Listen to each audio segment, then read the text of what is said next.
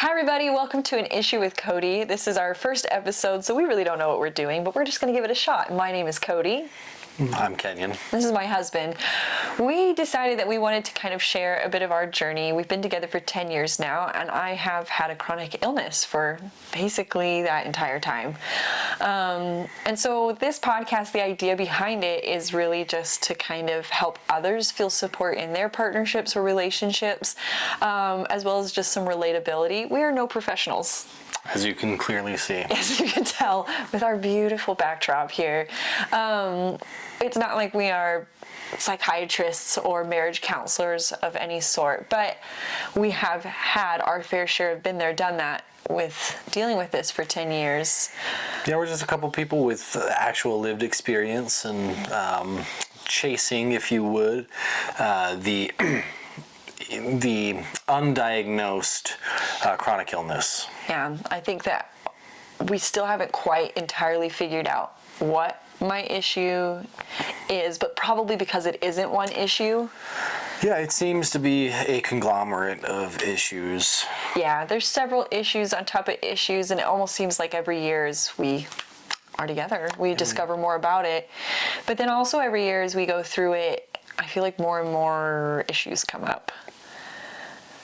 I feel like symptoms are kind of like slowly evolving. I feel like we have to adjust our life a lot. Yeah, and I do think at the same time that through working together, we have been able to better manage those symptoms, though, as the years have gone on. It's true. And honestly, though, like I feel like what is unique about our situation is that like our marriage through it has become stronger. And I know that that's not the case for everybody. And so that's what kind of this podcast is for, is to really kind of tell others what we've done, what we've tried, what's worked and what hasn't worked. And so I think like to kind of, so that you know who we are, I think a little bit of our story would be probably helpful so that people know a bit about us. So we met in 2015 in Colorado. I was going to school. I was not. I was living with my parents. Living with your parents, working. I was working. I was going to school for sports and exercise science, and I was really excited about that. Ironically. Yeah, there's a great irony in the degree that I got. I did not. When I went to Colorado, I wasn't sick. Like not the sick that's been the sick that it's been for 10 years. I have had some doctors argue that I have been sick. You had your fair share of medical mishaps through your childhood and your adolescence. Yeah. Things that not many people go through, such as Philippe the ovarian cyst. No, we're not going to talk about that another time. I named it myself. And then, I was 16. And then breaking your back and having back surgery. Yeah.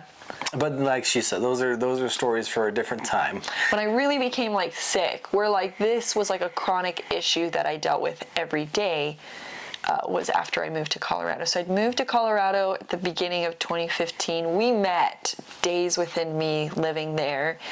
And then 6 months later, we started dating. Mm-hmm. But, well, what were you going to say? I was just gonna follow up with the shortly after we started dating. Oh. It sounded like you were going the same place. Yeah, I think we were both headed in the same direction. Yeah, it was only 2 months because we started dating in June of 2015, and August of 2015 is when I lost my mobility. We're not quite sure still what came first, the chicken or the egg, as far as that situation goes. Like I was in a car accident, but it wasn't that major. And 2 weeks later, a ton of symptoms showed up. For a long time we chased if it was post-concussive. It is and it isn't. It's a lot of complicated things. But what happened was me, who liked to exercise, who liked to hike, who was going to school for sports and exercise science, suddenly in a day lost my ability to like move my body normally. Mm-hmm. Yeah. So I was working at the time, and I got a phone call from her mom, and basically saying that, hey, Kodi's in the hospital, and she's okay, but there were some things that she was trying to explain to me that were hard for me to understand, saying that she was in a wheelchair and she couldn't really move very well. And so, I trying to be a good boyfriend, I, wrapped up work, and then I made the trip down to the hospital, even brought some flowers for you. Did. And when I got there, she was just kind of hunched over in the wheelchair. In half. Yeah, it kind of folded in half with involuntary muscle contractions, and that was I'm not gonna lie, that was a strange thing for me to see at the time. My family didn't have a lot of medical issues, really. Like, I had, only ever seen a doctor for, I think, when my mom got checkups for, like, her pregnancies for my younger siblings. Oh, really? Yeah, I mean, I know that you didn't really have much of a medical history in your family. Yeah, I saw a dentist a lot, but, like, never a doctor. Like, I broke my wrist. Had you ever been to an ER? No, I went to so when I broke my wrist, I went to an urgent care. Oh, okay. Well. Yeah. Well, so I was coming out of the ER though by the time you got there. Yeah, you were out. I met you in the parking Which lot. they basically told me they had no idea what was going on. It was like I was having nonstop, I don't know, what would you say, seizures, kind of? Yeah, Charlie horses. Like muscles, weird just movements spasms. that I couldn't quit. And I was like that pretty severely. That persisted for quite a few months. Yeah. Until I figured out that oxygen helped. Yeah, I think that you am I remembering right? Did you take the semester off? No. That semester? No. No. Of course not. The good old, with the chronically ill, you just put on a good face and you just keep going anyways. That had been born and instilled in me from a young age. Because like I said, this wasn't like the first rodeo I'd had with something weird health-wise happening. So like, to me, it didn't stop my ambitions to finish school. I just had to kind of change how I did school. I had to get a wheelchair. I couldn't take notes because my hands a lot of times would be like stuck like this. So I had teachers send me PowerPoint slides, and I would just read the chapters at home because I just really wanted to have a degree. I know that sounds obsessive, but if you know all my stories, it really tracks as far as just me trying so hard to have an education and that was just an ambition of mine. Not that I have actually done anything with my degree, except for write up some really good workouts. But you haven't. But you accomplished it. I did. And it was a goal. I did. And so from 2 months into our relationship, that's been our life ever since. Why though? So I tried to break up with him pretty much within days of that first true falling apart, because we were very young in our relationship. We hadn't been dating for very long. I honestly was just trying to give you like a back door so that you could just leave. Like, you didn't have to pity date me. It's okay. Like, you're really cute and really fun and I like hanging out with you. But like, how come you didn't? Like, how come that didn't sway you? How come my physical condition didn't sway you? Well, I didn't pity date you. I did pity marry you. I'm just kidding. I'm just kidding. No, because we had spent quite some time before dating, just being friends and hanging out and doing different we did a video project with, the kind of the other single adults in our church that we made a kind of a version of The Office. I am a big fan of The Office, and kind of we made our own little church spin-off in that, and kind of we headed that project. It was our baby. And nobody paid us. We just did it for fun. Did it for fun. We wrote scripts and made episodes for fun. But like through that, I really saw your personality and the way that you shine, and I fell in love with you. So through making a silly YouTube video. It was the ticket But To your heart. what I saw is a girl that would push me to chase my own dreams and to chase my potential.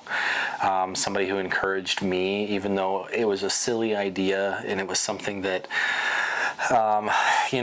maybe if I had presented that to any of the other girlfriends that I had previously, that I may not have gotten a great reception to that, and definitely wouldn't have got like, hey, not only like do I think that you should try that, why don't I help you to do that, right? And so we spent a lot of time together writing script and figuring out all this stuff, and just kind of learning that that I worked really well with you, and that we kind of had this cohesion, the two of us. I do remember you thinking that it wasn't going to last very long. I remember that being one of the first things, like when we had like a serious conversation about it after we like broke up but didn't break up. We got back together like 3 days later. But I remember you saying like, it's not going to be very long. It's not going to be very long. But it's been our entire relationship. So like, why the longevity? Why like, of course, like who wouldn't want a relationship where they feel like really supported and everything like that? But then why did you support me back, and why do you continue to support me through what are not ambitions, but rather a life sentence of chronic illness? Life sentence of marriage too. Oh my gosh, Tom. I'm just kidding. I'm really happy. Oh my gosh. Really. Don't believe half the things he says. I know, I'm just teasing.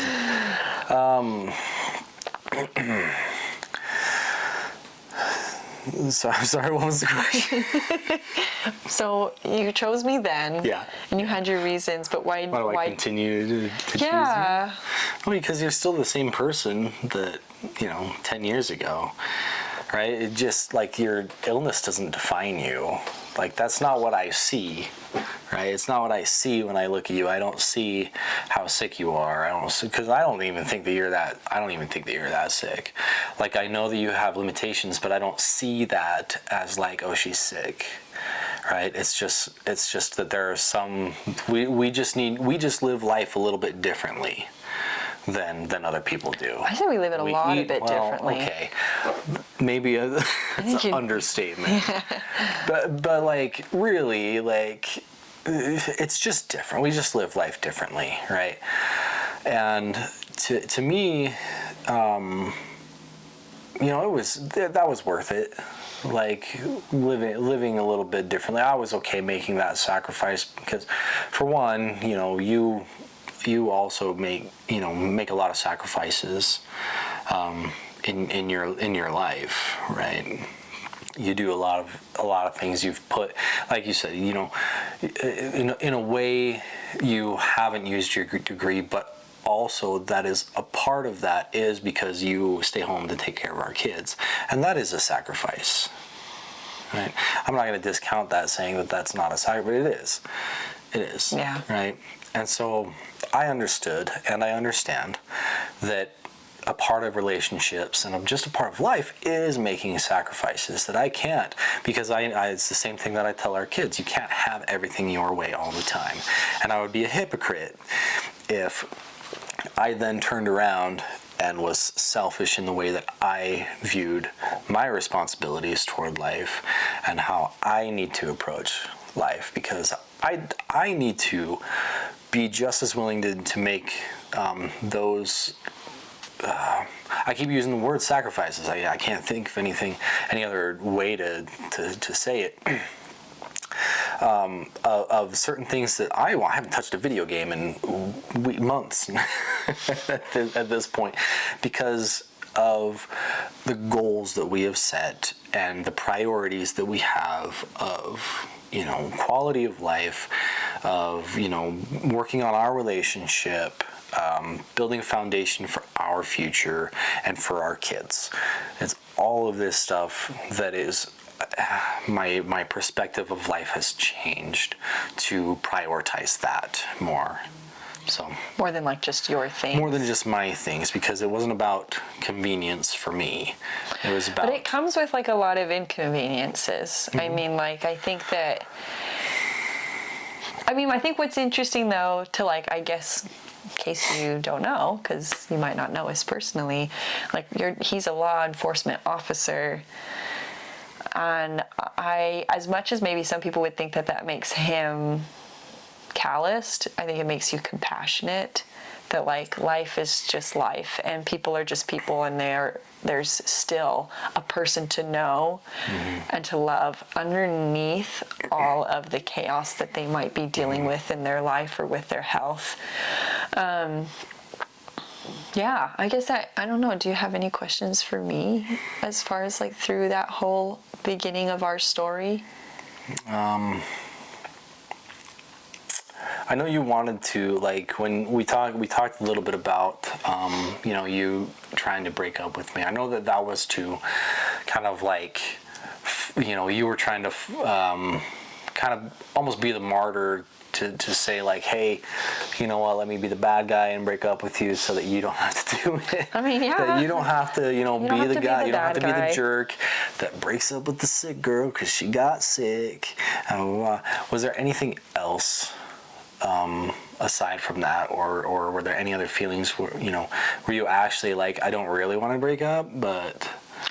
Well, let's start with some pet peeves. No, I'm just kidding. Oh, here we go. No.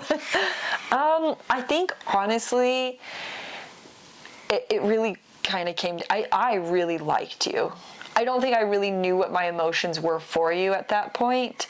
Because when I broke up with him, that was the first time you said I love you. But I was headstrong and I was like, no, we're breaking up. And I didn't say it back. And he said, but I love you, Kodi. That was what was happening after I said, But please. oh my gosh. And so anyways, but I really liked everything about our relationship. There really wasn't anything there that like I was questionable. What I questioned is if you would eventually leave. Because I had watched it already in my life. Like, I'd watched other people get sick and then their partner or their spouse leaves. And the anxiety I had about like that, I just really wanted to like get ahead of it and just be like, hey, yeah, you know what? Let's not like continue this relationship where like 3 months from now you leave. You can just go. I knew the heartache I was going to deal with. I knew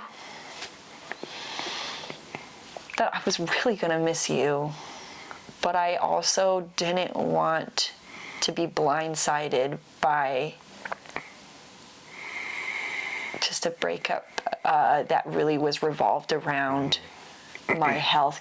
Especially because I did have a boyfriend who, funny, because I wasn't even chronically ill back then, but he did tell me, he says, you're always kind of sick. I don't really want you as a wife. I want a marathon wife.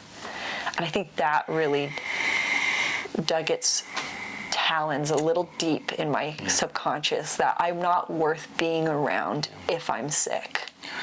Well, I'll tell you, I prefer a marathon marriage. Oh. The marathon wife. My goodness gracious. Okay. I want a marriage that seems like it's forever. That's right. You run a marathon, you're like, this is forever. This is... How long is this? Oh my gosh. I'm gonna run to the rest of my life. Oh my gosh.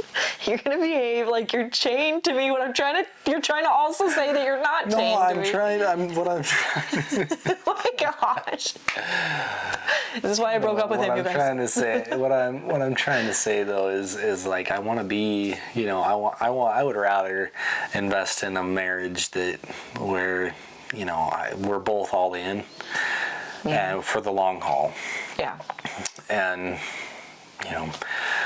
I was ready for that. I was looking for that. And I believed that I had found it with you pretty early on.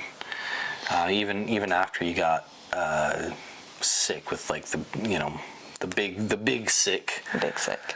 I did. You mentioned that I felt like it wasn't going to be that long, and I did.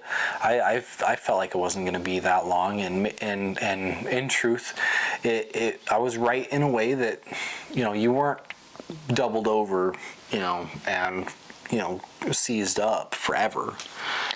Like you. True. Yeah, like you function relatively normally these days, right? With symptom management and with doing things like we call the brain drain, laying down every so often, and blood pools in my brain. Strict diet and just limiting activity, management of stress levels, and all these kinds of things, have made it easier to function and a little bit more manageable, to where, yes, like at the beginning, it was really hard, and I was pushing you everywhere in a wheelchair, and now I only push you in a wheelchair when we go to like SeaWorld. And that's just for preservation. Well, no, it's not. But like in a roundabout way, like I mean that as it's only specific times, right? It's not all the time now. Yeah, true. Well, that is a little bit about us and our first episode of our podcast, An Issue with Kodi. I don't know how to actually end this.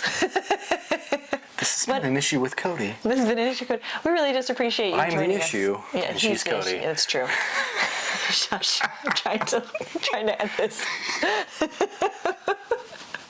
But we appreciate you joining us, and hope that you join us next time. We're going to try to put out one of these once a week, if we can, while we also manage 2 children and full-time work and everything else. So anyways, thank you. If you have any questions, put it in the comments.